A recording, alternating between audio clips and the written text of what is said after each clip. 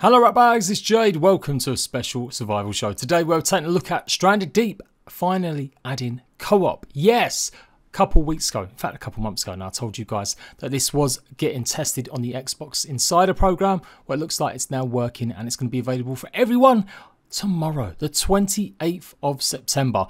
No news yet of exactly what time, but I imagine it will be at some point in the afternoon, way into the late evening in Australian time. If they push the update live, or PlayStation or Xbox go ahead and push it. So yeah, expect it at some point tomorrow, guys. What it does offer is a 2-player co-op. There's a bunch of questions I still want answered, which we didn't get many other answers from when I asked on Twitter or could I find on the forums, but we're also going to talk about the updates that are missing for console and what's going on with larger worlds. But yeah, it still represents a good thing. I think Stranded Deep's a good survival game. I don't think it's the most amazing out in the world game, and I think though that adding co-op could potentially elevate this game a little bit more. It is definitely a case of some games being better with others.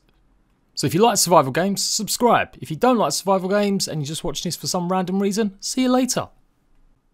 So, Beam Team Games, the developers of Stranded Deep, did let us know that they were working on it and it'd be available soon, after we all kind of discovered that there were indeed a beta version on an Xbox.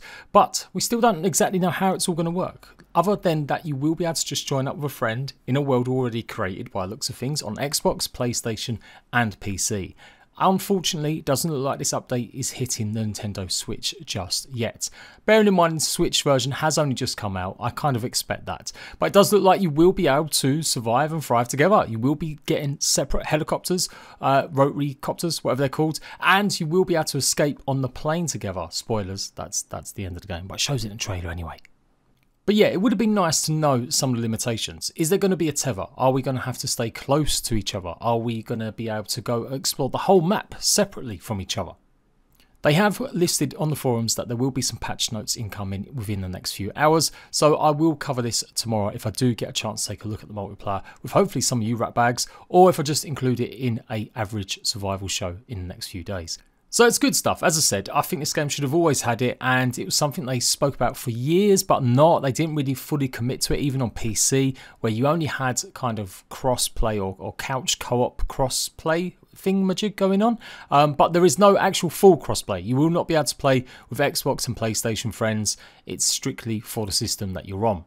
Everyone loving off crossplay at the moment, but think about it, some of the biggest and best survival games still don't offer it, like Conan Exiles or Ark Survival Evolved. So I'm not going to rag out Stranded Deep for not including crossplay, as much as nice as it might have actually been. But there we go. PC, what's going on? Well, you guys have had piles recently. No, not the horrible thing on your bum, but actually being able to put your items into piles to help with memory and performance. This is a feature that you would have think would be a no-brainer, but a small development team have finally added it in, and a bunch of fixes. Now that was updated back in like May on PC, but on console, you're still waiting for the ability to have a bigger map. Now that update actually went out last year, back I do believe in the same sort of period of May on PC. So it's been over a year since consoles had any kind of improvement on the maps that we've currently got. Correct me if I'm wrong on that. Like I said, I recently tried it on Nintendo Switch. It was a decent pull. If you didn't know, it's available. And so it's still a bit of a shame it's taken so long to add some of these features.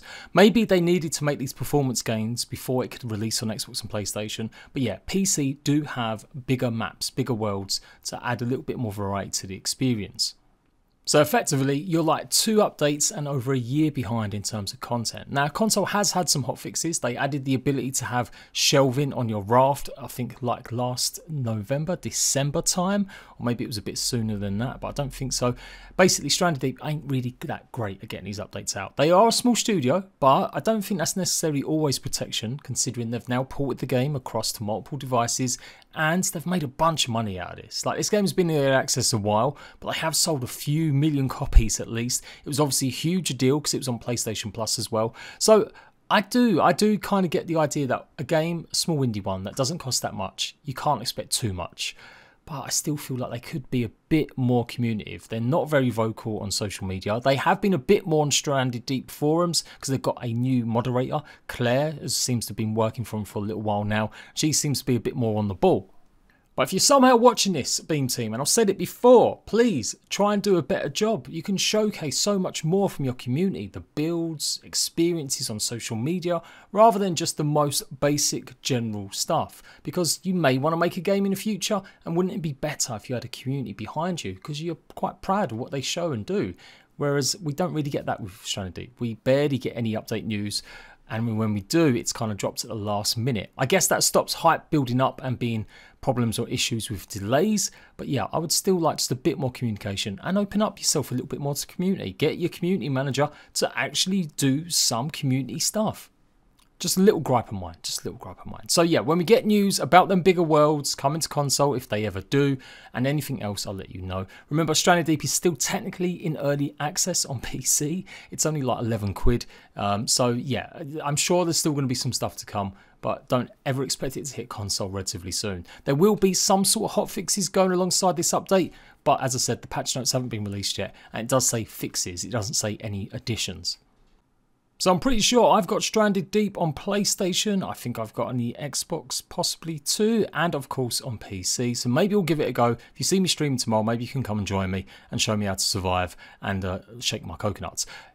That is all for today. As always, check out my regular survival show every single Saturday normally, with all the info about everything going on in the world of survival. And like I said, if you're interested in survival, give me a sub, give me a like. If you're not interested, you've only just bought this game and you only really enjoyed this one, then don't bother subbing, because I'm probably not going to make too much more Stranded Deep content unless there's some big updates in the future. Laters, rat bags.